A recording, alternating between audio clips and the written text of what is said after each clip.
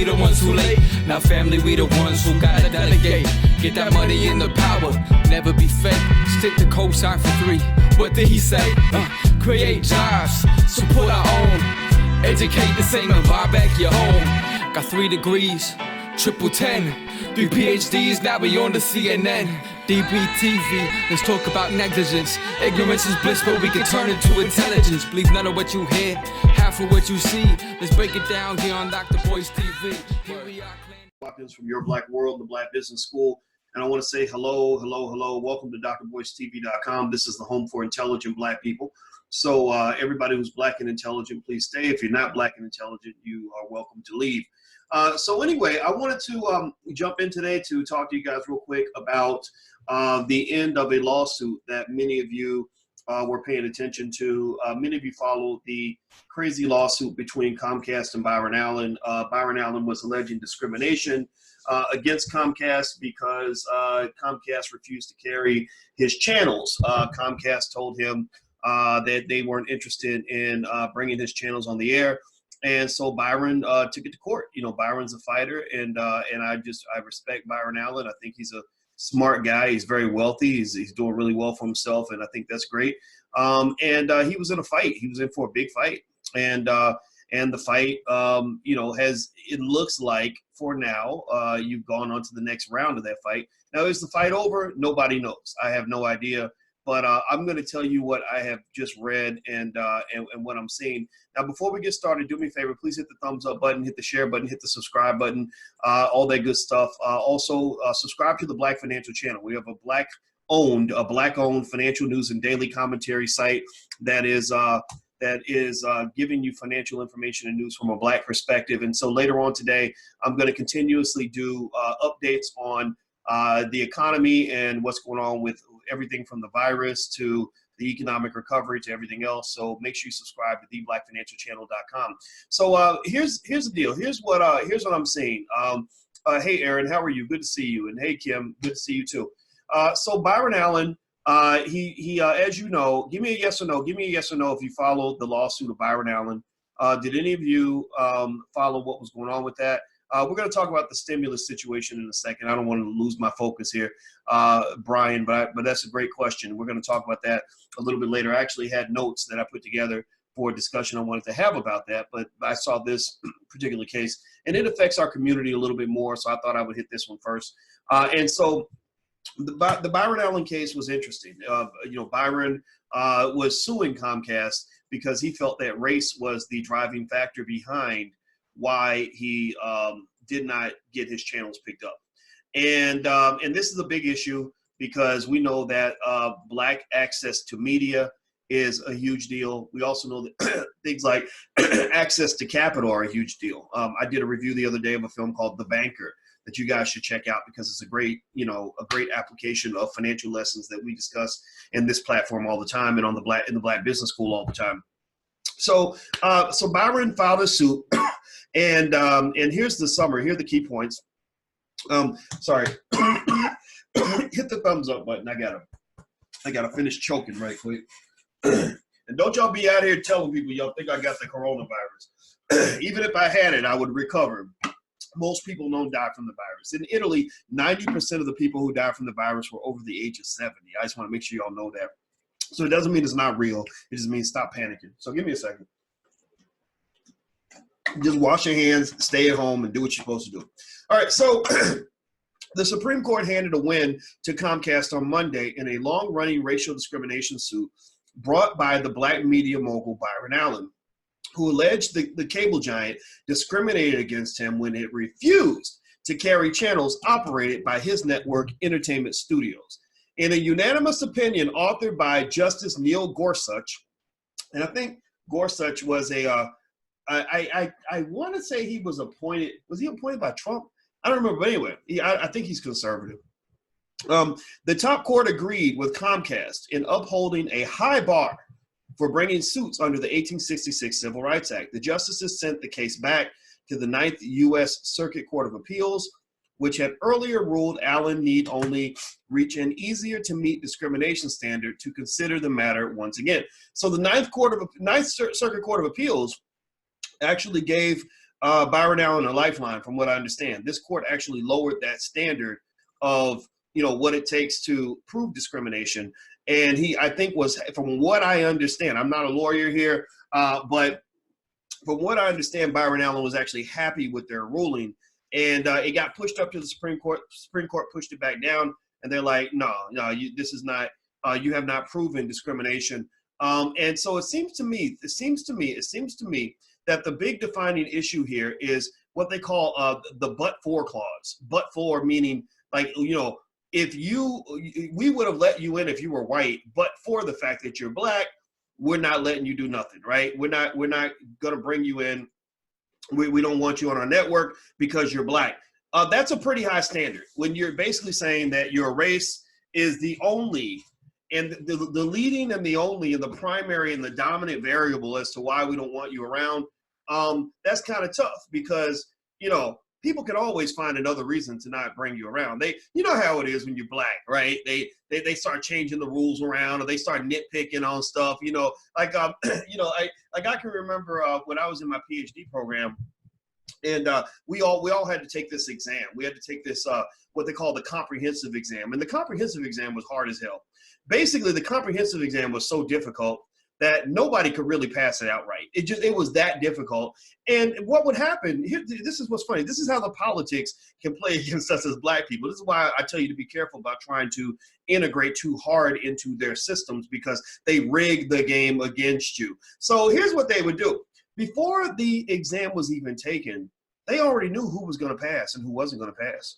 People already knew that. Like, we'd be whispering, Ling Me isn't gonna pass. And it would be because everybody knows who they were trying to get rid of. So in their minds, they were like, we're going to use this big exam as an excuse to get your black ass out of here, or an excuse to just get rid of the undesirables. You see, being black isn't the only thing in the world that can make you undesirable. There are a lot of other factors that can make you undesirable. And they wanted my black ass out of there, right? So, so I was, doing really well. I was a good student. And I took this exam, and there was one professor named Ingrid who hated my guts for various reasons. I'll tell you guys that story later. And Ingrid just made sure that I did not pass. She was just like, I don't care if he writes a Nobel Prize winning paper on this exam, I'm still going to find a reason to make sure he fails. So effectively, now eventually I got through because I had other friends that they helped me get through. And one day I should really tell you guys the story, because believe me, I was a big mouth black man back then, and that don't fare too well in white PhD programs where they have no black people within a 100-mile radius.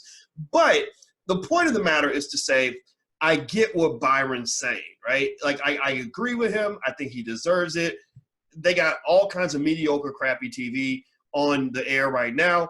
One of the things that you lose when you're black, when you're trying to integrate into white systems, I use that caveat and condition because that is optional. You don't have to go and lean on white folks to get opportunity. You don't have to sort of live in a world where you feel that opportunity only exists if they give it to you. You don't have to be in a situation where you feel that the only way you can get through the door is if they decide to open it or let you in.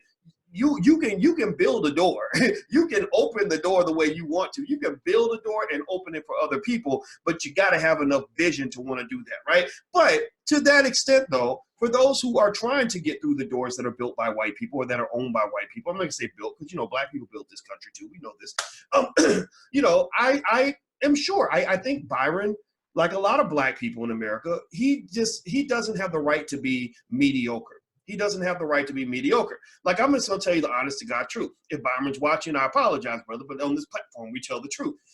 I'm not real inspired by TV shows, TV networks called JusticeCentral.tv, Comedy.tv, Pets.tv, Cars.tv. If I had a network, I wouldn't have a channel called Cars.tv. I just wouldn't. Doesn't mean that Cars.tv isn't good, but I understand why you built it, right? You built it because you're talking to the advertisers. Like, look, you want to advertise cars? Well, advertise on Cars.tv. You sell pet food? Well, we got Pets.tv. Pet lovers are going to be watching. I get that. I respect that. I think that's cool, but that's not necessarily inspirational content that I think is going to draw millions of viewers and help the network like blow through the roof. So even if Byron were a white guy, I could see a network saying, Pets.tv, no, right? Right, but the reason Byron lost this lawsuit, the reason that the Supreme Court ruled against him, is connected to the very reason that he was trying to fight in the Supreme Court in the first place. The reason you can connect the two is because America is a fundamentally racist fucking country. Racism lies within the very fabric of the society within which you live. So the very same racism that caused him to go to the court for recourse is the same racism that rejected him when he got to the court in the first place. You know, a guy like Neil Gorsuch is a white man who's gonna say, well, racism, there's no racism here. What are you talking about? Racism's a figment of your imagination. You're just complaining. You need to learn how to pick yourself up by your bootstraps like I did as a white kid, right? He's not gonna get it. He's gonna do something like what the conservatives are doing, which is to push for what they call that but-for clause, which says that in order to prove racism, that must be the only and the greatest driving factor behind why you didn't get the opportunity. But let's think about this, right? There's a whole nother reality out here that we know is completely ignored. That's the reality that I speak to. Let me do a quick survey. Let me prove this to you. I'm gonna call a quick meeting. I got my Vicky Dillard gavel. I'd like to call a quick meeting of the Council of Intelligent Black People. And I'd like to ask you a question. I'd like for everyone to give me a yes or no response to this question. Yes or no? You ready? Are you listening? Are you listening? Hear ye, hear ye. I'd like to ask you guys this question. Give me a yes or no. How many of you have ever been a victim of racism on the job? Or off the job? Or near the job? How many of you have ever experienced racism at school, on a job, walking down the street, just from being black? How many of you, give me a yes or no, have experienced racism at some point in your life where you felt that something was denied to you because you were black, or you didn't get an opportunity because you were black, or you tried to go get the job and you knew that it wasn't going to happen because you were black, or you failed the test because you were black, or somebody treated you funny because you were black, or some lady clutched her purse because you were black, or they wouldn't let you live in that apartment because you were black, or they denied you the loan because you were black? How many of you, yes or no, give me a yes or no, how many of you have been affected by racism in this country? I'm seeing nothing but yeses, nothing but yeses. I see you, Deshaun and Wayne and Fatima and Rufus and Casey and Luba Cody and Candace and Diamond Nita. I see you. And the reason that this is important, the reason it's important for me to ask that very basic question, this is a very simple question, but sometimes you come to your most powerful insights with the simplest questions. I asked you that simple question because that reflects the fact that America is still a society that has more than one reality. America is still a society that has yet to come to terms with its very racist, discriminatory nature. America has yet to come to terms with the savage behavior of some of its citizens toward other citizens, right? America is not yet the country where a Neil Gorsuch can hear Byron Allen talk about his experience and even possibly fathom that Byron Allen might have a point, right? A Neil Gorsuch can't do that. But I can. If Byron were to say, "Hey, bro, Dr. Boyce, man, you know how they are, man. We had Pets.tv and we asked them to put it on the air and you know how racism works. You know how they do." And I'd be like, "Yeah, man, you know how they do." Now, mind you, I'm just gonna tell you the truth. I'm not inspired by Pets.tv. I wouldn't be like, "Yeah, man, I can't wait to watch Pets.tv." But I can understand the racism and the discrimination, because I believe that if anybody's going to get a chance to put a show on the air or a network on the air called Pets.tv, it's more likely to be a white person than a black person, because white people have many rights in white society that you don't have, one of which is the right to be mediocre. It's like when how they have football teams and the only time they let the black guy, they finally hire a black coach is when the team is so bad that nobody wants to coach the team, right? Or he could have won a Super Bowl last year, but he has one bad season and they let him go fast. But a white guy can be mediocre for 10 years straight and they keep him on. Like the Dallas Cowboys, they had this guy named Jason Garrett who was a horrible coach, and every year they kept giving him another chance. Well, we know that if he were black, he would have been gone about 8 years ago. So my point is to say that that's what it is. That's America that you live in. Now, the difference between me and a Byron Allen is this. Byron Allen, God bless his soul. God bless this man, because he has far more faith in white people than I will ever have. I am a cynical bastard when it comes to the idea that white folks are innately going to be fair enough to really give us a fair shot in a system that they built and designed for their children. I just don't believe that, I'd be the guy who'd say, man, why would you even spend all that money going to court, when you can't even, when you know that when you get there, you know what they're going to say, right? I'm the cynic, right? But you need the optimist. You need the person who says, boys, you're too cynical. I'm going to try anyway, because you never know. Maybe sometimes they'll go out there and they'll try, and I'll be like, wow, white people let you do that? Good for you. Good for you, right? If Byron didn't have faith in white people, I don't know if he'd be a billionaire. You've seen his wife. His wife is not black, right? That's what it is. Y'all can think about it what you want.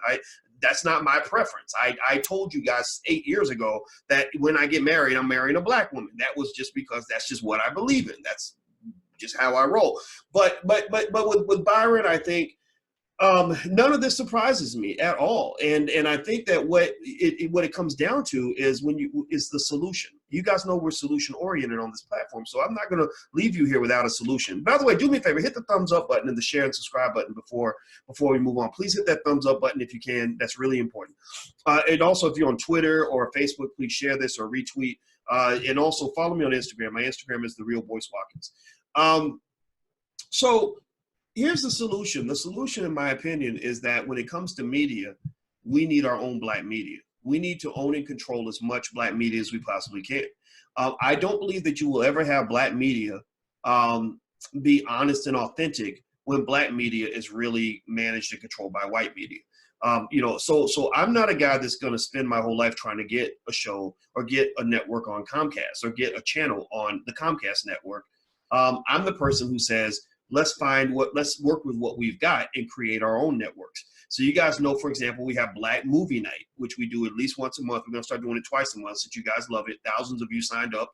And Black Movie Night is where I'm saying, look, we can't reach 50 million people, but we can reach about 800,000. So how about we get our black filmmakers out here and our black directors and producers and actors and actresses, and how about in our little world, we make these people into successful business people. We make them into movie stars. We give them opportunities to be seen and to be respected for the quality work that they do, instead of sitting on the bus stop waiting for a white man to drive by and pick them up and carry them off to the land of success and fame and fortune. Right? We have the ability to do that. We don't have what white folks have. It's going to take a while to get that, but we do have 1.3 trillion in spending power, most of which we give away. So if we simply redirect a fraction of that 1.3 trillion, we can create entire industries ourselves. Just 10% of that is $130 billion. Think about how much we could do as a community with $130 billion redirected to black-owned businesses, and that's it. You can create dozens, if not hundreds of billionaires. You can create thousands of millionaires off of that. You can create thousands of businesses, and you can create thousands of jobs. So at the end of the day, black people don't need, I don't feel that we need the Supreme Court. I don't feel that black people need Comcast. I don't feel black people need these corporations. All black people really need is each other. You are your own institution. You are your own organization. You are your own social club. You are your own corporation. You are your own economic gang. And I think that by committing to each other and supporting things that are black and consciously doing that, I think that we can go a whole lot further than we'll ever get by taking whatever crumbs the white man wants to flick off the table at us. He puts us at the little kids' table and he flicks us a couple crumbs and we down there like dogs licking the crumbs up. And I think that we're better than that. I think we deserve better than that. And that's just the position that I have. But no disrespect to the Byron Allens of the world. I thought his case was interesting. I supported it from the beginning. I wanted to see how it would play out. None of this surprised me. I'm curious to see what the next step is going to be. And I know that Byron Allen is going to be good. And I give him props also for the fact that he bid heavily on that Nate Parker film.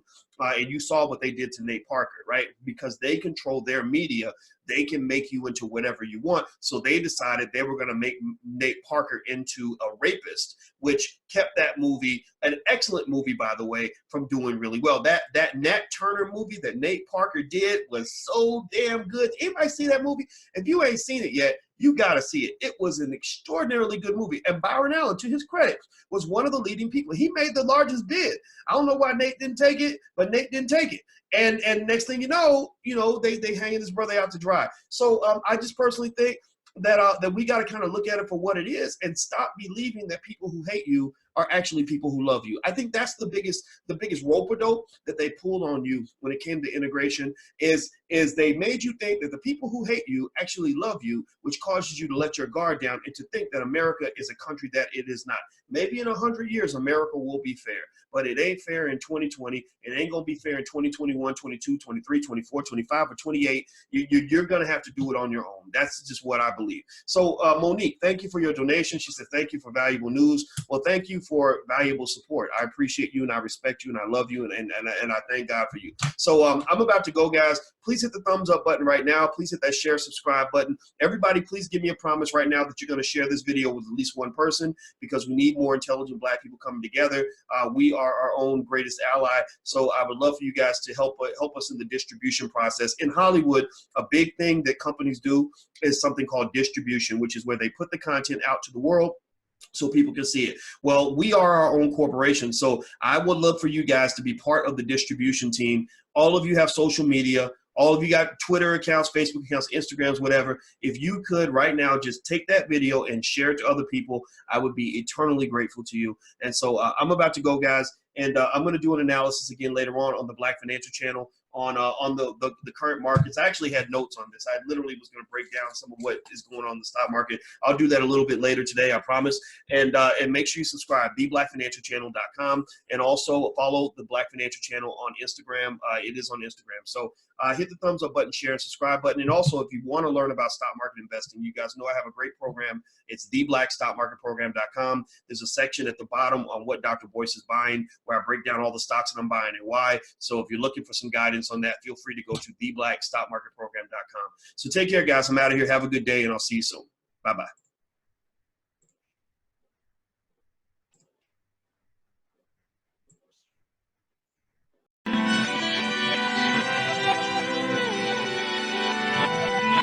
Here we are, clan the isms, cataclysm, great. Our people out here struggling, trying to make it in this state. Everybody out here doing it, but we the ones who late. Now family, we the ones who gotta delegate. Get that money in the power, never be fake. Stick to cosign for 3. What did he say? Create jobs, support our own. Educate the same and buy back your home. Got 3 degrees, triple 10. 3 PhDs, now we on the CNN. DBTV, let's talk about negligence. Ignorance is bliss, but we can turn it to intelligence. Believe none of what you hear, half of what you see. Let's break it down here on Dr. Boyce TV. Here we are.